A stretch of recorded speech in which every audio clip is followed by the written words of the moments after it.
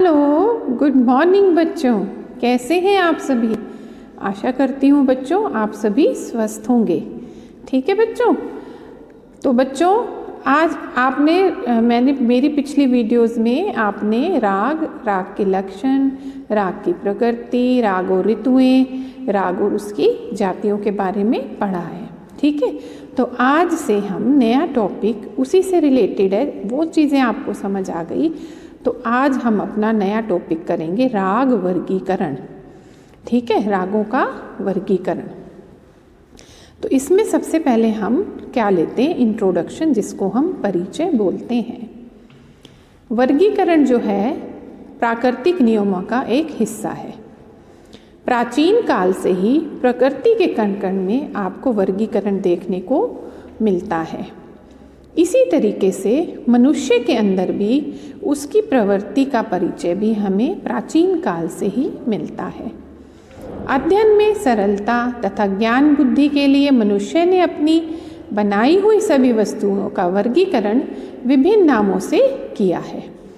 इसी तरीके से संगीत भी इस वर्गीकरण से अछूता नहीं रहा। ठीक है। तो हम रागों के वर्गीकरण को 3 कालों में डिवाइड करते हैं। ठीक है, 3 कालों में इसका हम विभाजन करते हैं। फर्स्ट है प्राचीन काल, सेकंड है मध्यकाल, थर्ड है आधुनिक काल। तो आज हम इस वीडियो में सिर्फ प्राचीन काल की डिटेल को ही पढ़ेंगे। ठीक है। तो प्राचीन काल में निम्नलिखित वर्ग, जो ये आपको कुछ पॉइंट्स दिए हुए हैं, इन वर्गों में वर्गीकरण किया गया है, रागों को विभाजित किया गया, जिसमें से सबसे पहला आ जाता है जाति वर्गीकरण। जाति वर्गीकरण में क्या आता है कि ये भरत के समय में जाति गायन प्रचार में था। ठीक है। भरत जाति की व्याख्या में लिखते हैं कि स्वर और वर्ण से युक्त रचना को जाति कहते हैं। इनकी संख्या 18 है। प्राचीन काल में 3 ग्राम हुए हैं, षडज ग्राम, मध्यम ग्राम और गंधार ग्राम के नाम से जाने जाते हैं। ये आपने ग्राम किसे कहते हैं और उसके प्रकार कितने हैं, ये इसमें आपने डेफिनेशन में पढ़ा हुआ है। गंधार ग्राम प्राचीन काल में ही लुप्त हो चुका था। ठीक है। भरतकृत जो नाट्य शास्त्र में है उसका वर्णन हमें देखने को मिलता है, और शेष 2 ग्रामों से 18 जातियां उत्पन्न हुई। षडज ग्राम से 7 और मध्यम ग्राम से 11। ठीक है। शुद्ध जातियां वे हैं जिनमें 7 स्वर प्रयोग किए जाते हैं और जिनका नामकरण 7 स्वरों के आधार पर था। ठीक है।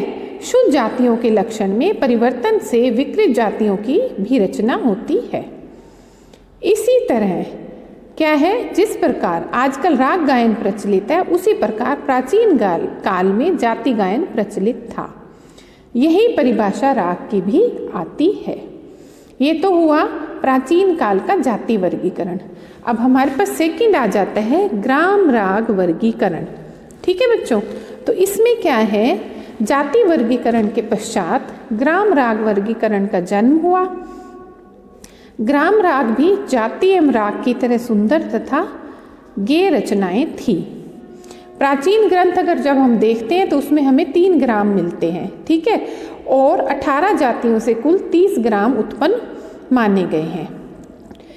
शुद्धा में 7, भिन्ना में 5, गौड़ी में 3, बेसरा में 8 तथा साधारण गीति में 7 ग्राम राग भी देखने को मिलते हैं।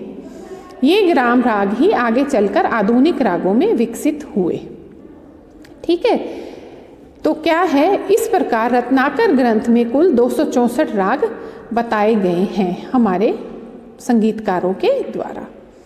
इन 30 ग्रामों के अतिरिक्त 8 उपरांग, 20 राग, 8 रागांग, 11 भाषांग, 12 क्रियांग, 3 उपांग, 96 भाषा राग, 20 विभाषा राग, 4 अंतरभाषा राग, 13 शारंग देव जी के समय में प्रचलित राग, 9 भाषांग, 3 क्रियांग और 27 उपांग बताए गए हैं। इन सबको जब हम मिलाते हैं तो जो भी मैंने बताया है, कुल 264 राग बताए गए हैं रत्नाकर ग्रंथ के अंदर। ठीक है बच्चों।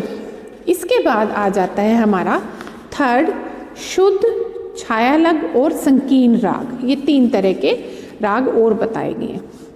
सबसे पहले हम शुद्ध राग को लेते हैं। शुद्ध राग में क्या होता है, जिन रागों में शास्त्रों के नियमों का प्रयोग होता है उसे शुद्ध राग कहते हैं। ठीक है, शुद्ध रागों के गायन वादन में किसी दूसरे राग की आवश्यकता नहीं पड़ती है, परंतु क्योंकि यह पूर्ण रूप से ही अपने स्वरों के द्वारा प्रदर्शित होता है, जैसे कि राग बिलावल।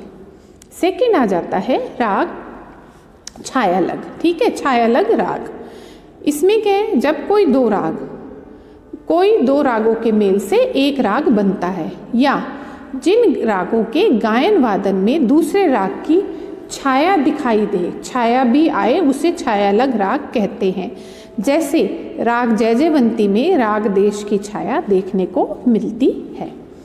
इसके बाद थर्ड आ जाता है हमारा संकीर्ण राग।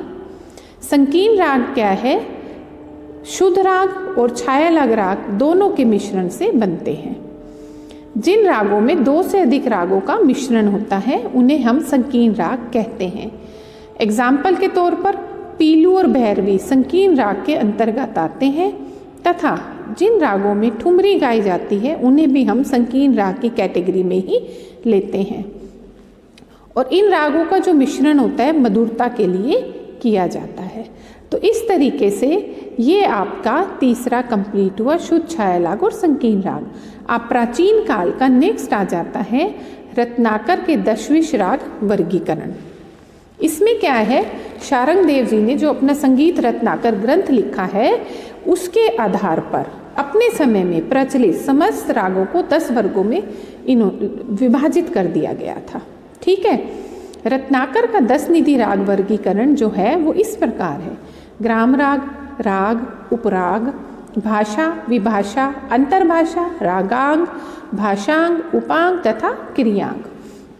तो इससे क्या है कि उन्होंने अपना 10 निधि राग वर्गीकरण इस तरीके से कर दिया था। इसके अलावा वास्तव में क्या है, इनकी स्पष्ट व्याख्या किसी ग्रंथ में देखने को भी कई बार नहीं मिलती है। जो कुछ मिलती है वे आपस में एक दूसरे के विरोधी हैं, क्योंकि शारंगदेव जी ने प्रथम 6 को मार्गी संगीत के अंतर्गत और अंतिम 4 को देशी संगीत के अंतर्गत माना है, जिसकी वजह से इनकी व्याख्या, जो स्पष्ट व्याख्या है, दूसरे ग्रंथ में देखने को नहीं मिलती है। ठीक है बच्चों, तो इसके साथ ये भी कहा गया ये आपस में एक दूसरे के विरोधी भी हैं। अतः इनके विषय में बहुत थोड़ा कुछ कहा जा सकता है, जिसको थोड़ा बहुत मैं आगे आपको बता रही हूँ। जिसमें सबसे पहले आ जाते हैं ग्राम राग, राग और उपराग। इसमें क्या होता है, षडज और मध्य स्वर की मूर्छनाओं के आधार पर 30 राग बने। ठीक है, इस प्रकार ग्राम राग, राग और उपराग राग वर्गीकरण के प्रकार थे। संगीत रत्नाकर में 30 ग्राम रागों, 20 रागों और 8 उपरागों का वर्णन है।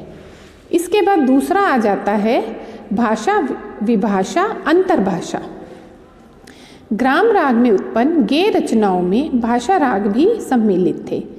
भाषा से विभाषा राग और विभाषा से अंतर्भाषा राग बने, ऐसा माना जाता है। ठीक है, जिन रागों में भाषा शैली प्रयोग की जाती है वे भाषा राग कहलाते हैं, जिनमें विभाषा शैली प्रयोग की जाती है वे विभाषा राग, और जिनमें अंतर्भाषा शैली प्रयोग की जाती है वे अंतर्भाषीय राग कहलाते हैं। जैसे रागांग, भाषांग, उपांग, क्रियांग ये देशी संगीत के अंतर्गत आते हैं। इनके विषय में प्राचीन ग्रंथों में संगीतज्ञों के अलग अलग मत भी हैं, वो भी चलो अब हम देख लेते हैं थोड़ा सा। जैसे फर्स्ट है, दामोदर पंडित ने अपने संगीत दर्पण में यह बताया कि जिनमें ग्राम राग की छाया हो वे रागांग, जिनमें भाषा राग की छाया हो वे भाषांग, और जिनमें थकी हुई इंद्रियों को उत्साह प्राप्त हो वे क्रियांग। जिनमें राग की छाया थोड़ी बहुत देखने को मिलती है वे उपांग राग कहलाते हैं। सेकेंड इज, अगला मत जो था भातखंडे जी ने शास्त्रीय संगीत में दिया है। जैसे फॉर एग्जाम्पल, फर्स्ट, जिन रागों में शास्त्रीय नियमों का पालन हो वे रागांग राग कहलाते हैं। सेकेंड, जिनकी रचना देश में प्रचलित शैलियों के आधार पर होती है उन्हें भाषांग राग कहते हैं। नेक्स्ट इज, जिनके अवरोह में कभी कभी राग की रंजकता बढ़ाने के लिए विवादी स्वर का प्रयोग कर लिया जाता है वे क्रियांग राग कहलाते हैं। एंड लास्ट, जिनमें राग के मूल स्वरों में से कोई स्वर हटा दिया जाए और उसके स्थान पर विवादी स्वर का प्रयोग किया जाए तो उसे हम उपांग राग कहते हैं। ठीक है बच्चों, ये था आपका प्राचीन काल का रागों का वर्गीकरण। इसके बाद सेकेंड वीडियो में हम मध्यकाल आपको समझाएंगे और नेक्स्ट वीडियो में उसके बाद हम आपको आधुनिक काल समझाएंगे। ये प्राचीन काल की पूरी डिटेल है। इस वीडियो को ध्यान से सुनिएगा, अपने जहन में बैठाइएगा, ठीक है। उसके बाद इसको लर्न करिएगा तो आप अच्छे से प्राचीन राग वर्गीकरण कर पाएंगे।